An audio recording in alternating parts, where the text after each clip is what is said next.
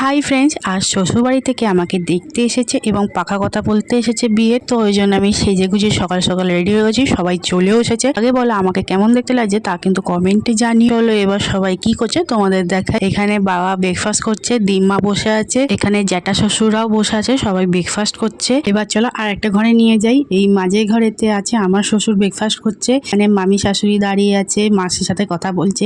আর এখানে ছোট্ট ভাই বোনরাও এসেছে। রান্নাঘরে মিমি লুচি বেলছে।